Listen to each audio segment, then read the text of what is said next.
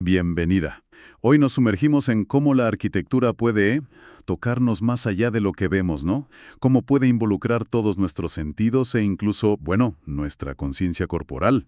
Tenemos entre manos análisis de edificios muy particulares, diseñados para sentirse, y también reflexiones sobre cómo el arte y la arquitectura se entrelazan con nuestra percepción. Así es. Vamos a explorar cómo arquitectos como Peter Zumthor consiguen crear eso que llaman atmósferas, que son, bueno, muy potentes. Y también cómo el arte contemporáneo, al interactuar con el espacio, puede amplificar nuestra experiencia física, hacernos más conscientes, ¿sabes?, de nuestro cuerpo en el entorno. La misión de hoy entonces es descubrir de qué manera el diseño consciente del espacio puede realmente transformar cómo percibimos y vivimos el mundo construido. Usaremos ejemplos concretos y algunas ideas teóricas para entenderlo mejor. ¿Empezamos esta exploración? Adelante, vamos allá. Normalmente cuando pensamos en un edificio lo primero es su imagen, su forma, ¿verdad? Lo visual. Pero hay arquitectos que buscan algo más profundo. Uno de los textos se centra en el concepto de atmósfera, muy asociado a Peter Zumthor. De hecho, él mismo tiene una cita que lo define muy bien. Dice algo como: en un edificio veo un espacio y percibo una atmósfera, y en décimas de segundo tengo una sensación de lo que es. Es una percepción casi instantánea, ¿no? Emocional. Y es crucial entender que esa atmósfera va más allá de la simple estética visual. Es una cualidad casi tangible, una especie de estado de ánimo que el espacio irradia y que nos afecta directamente al experimentarlo. No es algo que piensas, es algo que sientes de inmediato. Esto conecta con una crítica importante que aparece en otro de los textos, la del ocularcentrismo. ¿El qué, perdona? Ocularcentrismo. Suena a término muy académico, ¿no? Sí, bueno, Juhani Palasma lo utiliza. Describe la excesiva dependencia de la vista que ha dominado la arquitectura moderna occidental, como si diseñar fuera solo crear imágenes atractivas, ¿sabes? La idea de atmósfera y el enfoque multisensorial buscan romper con eso. Valoran el tacto, el oído, incluso el olfato, como partes esenciales de la experiencia arquitectónica. Se trata de diseñar para el cuerpo entero, no solo para los ojos. Entendido. Una experiencia más completa, digamos, más encarnada. Para bajar esto a tierra, veamos un ejemplo que parece paradigmático. La capilla Bruder Klaus, en Alemania, de Zumthor. Las imágenes muestran un monolito muy austero, ¿verdad? En medio del campo. Sí, por fuera es una torre prismática de 12 metros de altura, con 5 lados irregulares, hecha de hormigón claro. Destaca muchísimo en el paisaje agrícola, casi como una escultura abstracta. Y es interesante lo que comenta una de las fuentes. Zumthor, al parecer, rechazaba interpretaciones simbólicas directas sobre su forma. Ya sabes, si era una atalaya o la celda de un monje. Insistía más bien en su verticalidad como un marcador en el territorio, una presencia fuerte en la llanura. Y la experiencia empieza ya al acercarse, según describen. No es llegar y entrar sin más. Exacto. Hay un camino estrecho que te lleva hacia ella. La percepción de su forma va cambiando a medida que te mueves a su alrededor. Te invita a rodearla, a sentir su masa. Es casi como acercarse a un objeto, ritual. Y la entrada es deliberadamente enigmática, una puerta triangular de metal bastante pequeña que no deja adivinar qué hay detrás. Te prepara para una transición. Y aquí viene lo que parece más radical y definitorio de la experiencia interior. El propio método constructivo. Lo llaman hormigón enramado. Suena bastante peculiar. ¿Cómo fue exactamente? Es fascinante, la verdad, y fundamental para entender el resultado. Construyeron una especie de tipi, o tienda de campaña gigante, usando 112 troncos de pino. Alrededor de esa estructura de madera fueron vertiendo hormigón en capas diarias, de unos 50 centímetros, durante 24 días seguidos. El hormigón, claro, adoptó la forma anterior de los troncos apretados. Vale, hasta ahí una técnica de encofrado inusual. Pero lo increíble viene después, ¿no? Con el fuego. Sí, aquí está el giro dramático. Una vez que el hormigón fraguó, prendieron fuego a la estructura interior de madera. Esos 112 troncos ardieron lentamente, con un fuego controlado, durante 3 semanas completas. 3 semanas, quemando madera dentro del hormigón. Uf, es difícil de imaginar. ¿Y cuál es el efecto de eso en el espacio interior? Es lo que define por completo la atmósfera. Al retirar los restos de los troncos carbonizados, las paredes interiores de hormigón conservan la huella cóncava de cada tronco.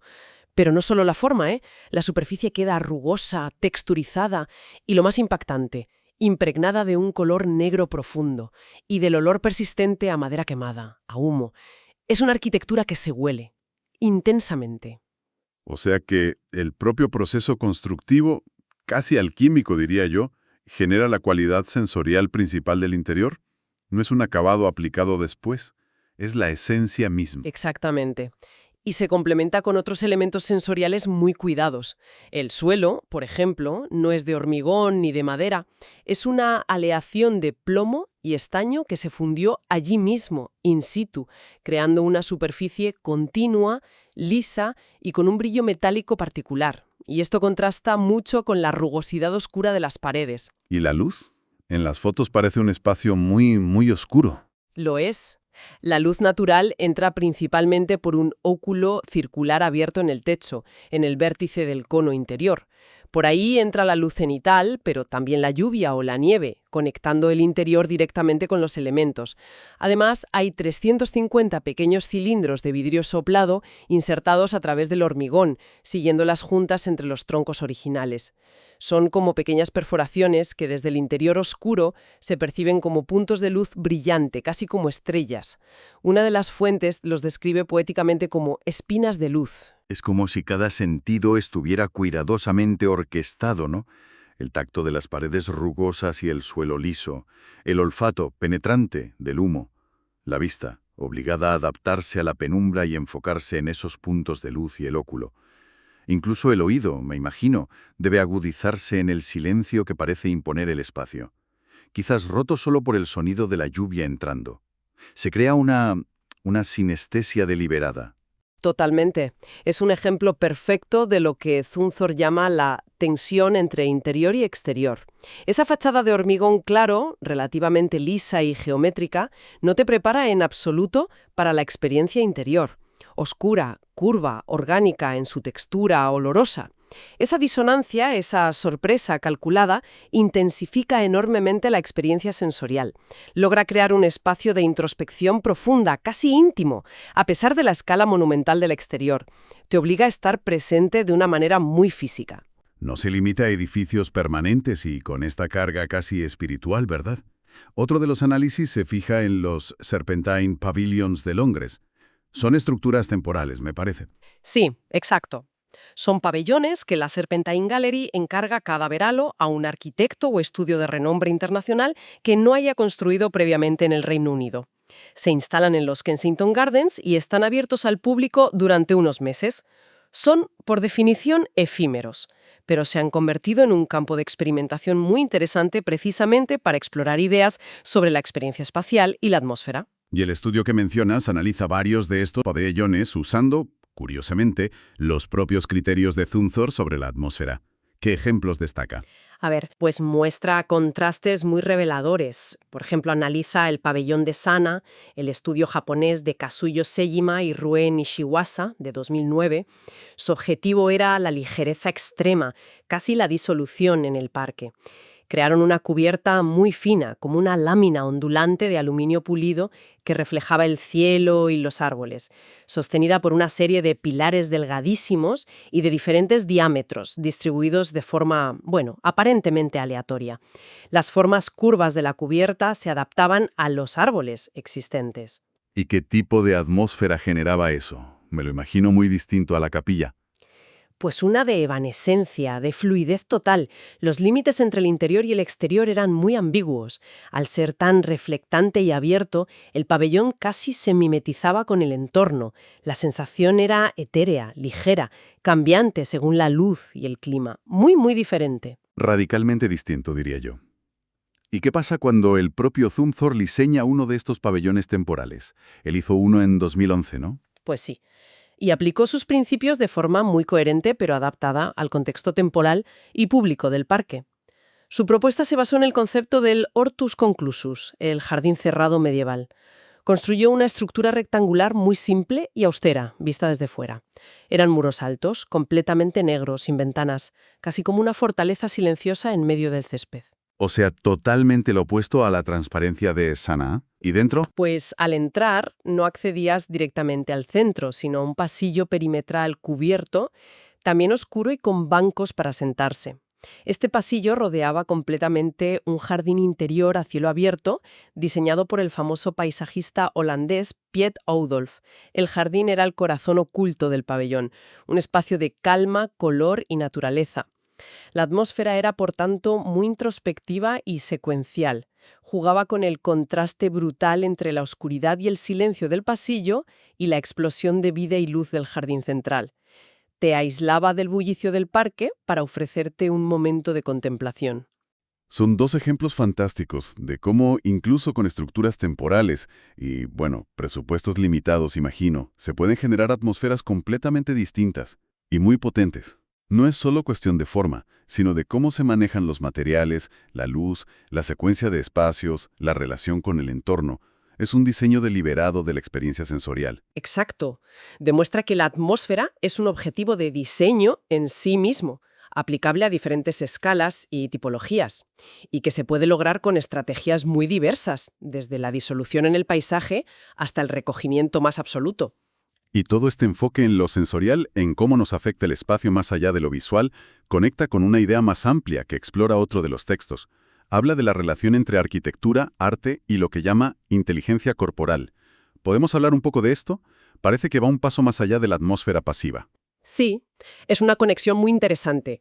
Se parte de esa crítica al ocularcentrismo que mencionamos antes, a esa primacía de la vista, para reivindicar la importancia de la inteligencia corporal o kinestésica. Este término proviene de la teoría de las inteligencias múltiples de Howard Gardner. Ah, sí. La que dice que no hay una sola inteligencia, sino varias. Lingüística, lógico-matemática. Esa misma. Gardner define la inteligencia corporal kinestésica como la capacidad para usar el propio cuerpo de manera hábil y expresiva, para manejar objetos con destreza y, muy importante aquí, para entender y navegar el espacio físico a través del movimiento y la percepción corporal. Es la inteligencia del bailarín, del atleta, pero también la que todos usamos para movernos por el mundo. Vale. ¿Y cómo se relaciona esto con el arte y la arquitectura de la que estamos hablando? Pues el argumento es que mucho arte contemporáneo, especialmente las instalaciones, los happenings, la performance, ya no se conforman con ser contemplados a distancia. Requieren o incluso fuerzan una interacción física por parte del espectador. Te piden que te muevas, que recorras, que toques, que te posiciones de una determinada manera. Tu cuerpo se convierte en parte activa de la experiencia de la obra. La fuente daba un ejemplo histórico que me pareció genial. Marcel Duchamp en 1942. ¿Te acuerdas? Ah, sí, buenísimo. Para la exposición First Papers of Surrealism en Nueva York, Duchamp llenó literalmente la galería con casi 1,6 kilómetros de cuerda. Creó una maraña, una red tridimensional que ocupaba todo el espacio de exposición. Los visitantes tenían que abrirse paso, agacharse, esquivar las cuerdas para poder ver las pinturas surrealistas colgadas en las paredes. La propia instalación te obligaba a una coreografía improvisada, a ser hiperconsciente de tu cuerpo moviéndose en ese espacio intervenido. Qué bueno. El espacio deja de ser un simple contenedor neutro para las obras. Exacto.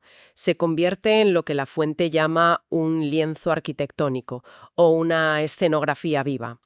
Un entorno que te desafía, que interactúa contigo, que te hace consciente de tu propia fisicalidad, de tu escala, de tu movimiento. Y aquí es donde la línea entre instalación artística y experiencia arquitectónica se vuelve muy, muy difusa. Si volvemos a los ejemplos arquitectónicos que vimos, la capilla Bruder Klaus, con esa entrada estrecha, la oscuridad, las texturas que invitan a tocar, el suelo que notas bajo tus pies. Parece claramente un espacio que te impone un ritmo, una forma de moverte y percibir muy física, muy consciente. Sin duda. Te obliga a la lentitud, a la atención sensorial plena. Casi puedes sentir el espacio en tu piel, como decías. Y en los Serpentine Pavilions, muchos de ellos han jugado explícitamente con esta dimensión kinestésica. El análisis de las atmósferas los menciona de pasada, pero podemos recordarlos desde esta óptica. Por ejemplo, el pabellón de Olafur Eliasson y Kjetil Thorsen, el de 2007, era básicamente una gran rampa en espiral que te hacía ascender y descender, cambiando tu perspectiva del parque constantemente a través del movimiento. Recuerdo también las fotos del pabellón de Tsufujimoto en 2013. Era como una nube hecha de una retícula de finas barras de acero blanco.